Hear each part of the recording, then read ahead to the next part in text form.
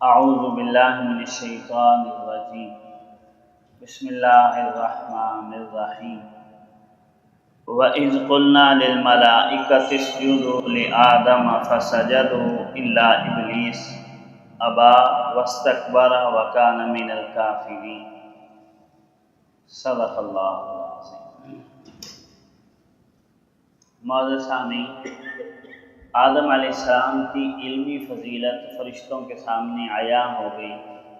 ان کا فہم علم عام مخلوقات سے برتر ثابت ہوا، تو تفصیل سے اللہ رب العزت نے فرشتوں کو یہ بات سمجھا دی کہ کائنات کے راز میں ہی جانتا ہوں، تو اس وجہ سے میں نے جو آدم علیہ السلام کو اپنا نائب بنایا، اس کی حکمتیں بھی پوری مجھے پتہ ہے۔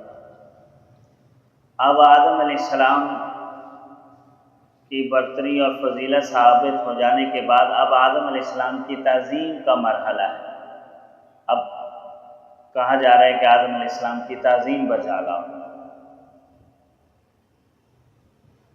اب فرمایا وَإِذْ قُلْنَا لِلْمَلَائِكَةِ اسْجُدُوا لِآدَمَ، اور جب ہم نے فرشتوں سے کہا کہ اسجدوا لآدم، آدم علیہ السلام کو سجدہ کرو، ان کے آگے جھک جاؤ، عاجزی تواضع اختیار کرو، تسلیم اور اطاعت کی حیثیت سے۔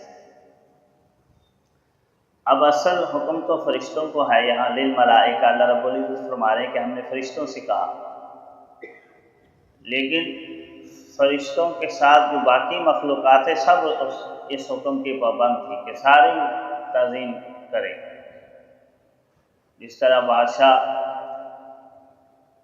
جب کسی کو اپنا نائب بناتا ہے تو باقی دربار والوں سے کہتا ہے کہ اس کی تعظیم بجا لو، تو اب دربار میں جو بھی موجود ہے سب نے اس کی تعظیم بجا لا۔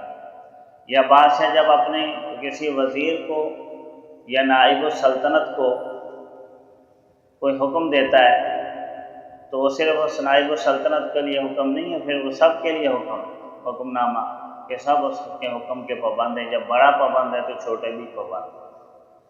تو ابلیس بھی، یعنی اس کو بھی آدم علیہ السلام کی تعظیم بجا لانے کا حکم ساتھ ہی تھا، اور قرآن کریم میں دوسری جگہ اس کی وضاحت ہے، صراحت ہے۔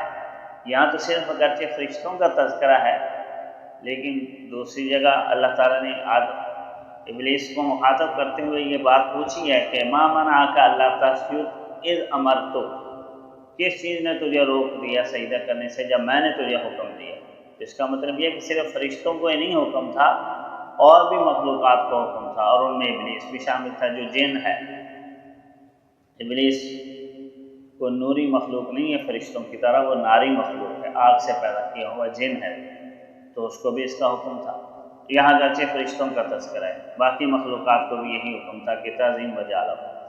اب یہاں سجدے سے مراد مفسرین نے ایک اس کا مطلب تو یہ بیان کیا کہ سجدہ اصل کہتے ہیں تعظیم، تذلل اور عاجزی اختیار کرنے، تو اصل حکم یہ تھا کہ آدم علیہ السلام کے آگے جھک جاؤ، یعنی جو معروف سجدہ ہے نا پیشانی کو زمین پر ٹیکنا، بعض مفسرین فرماتے ہیں یہ والا سجدہ مراد نہیں، بس مطلق ان کے آگے جھکنا اور ان کی تعظیم بجا لانا مقصود ہے۔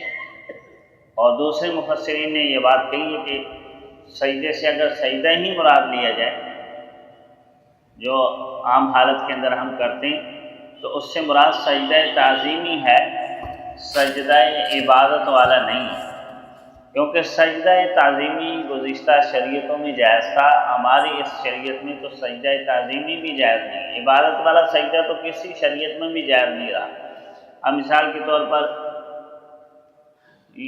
حضرت یوسف علیہ السلام کے بھائیوں نے اور ان کے والدین نے ان کو سجدہ کیا، اور سورہ یوسف میں اس کا تذکرہ ہے، تو وہ سجدہ تعظیمی ہے۔ اسی طرح یہاں جس سجدے کا تذکرہ ہے یہ بھی سجدہ تعظیمی ہے۔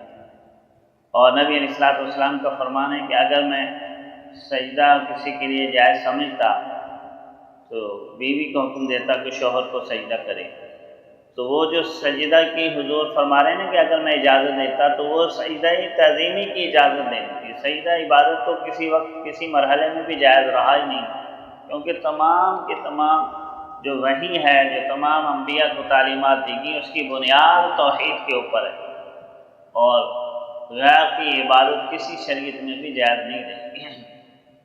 اور بعض مفسرین نے یہاں ایک عجیب نقطہ لکھا ہے.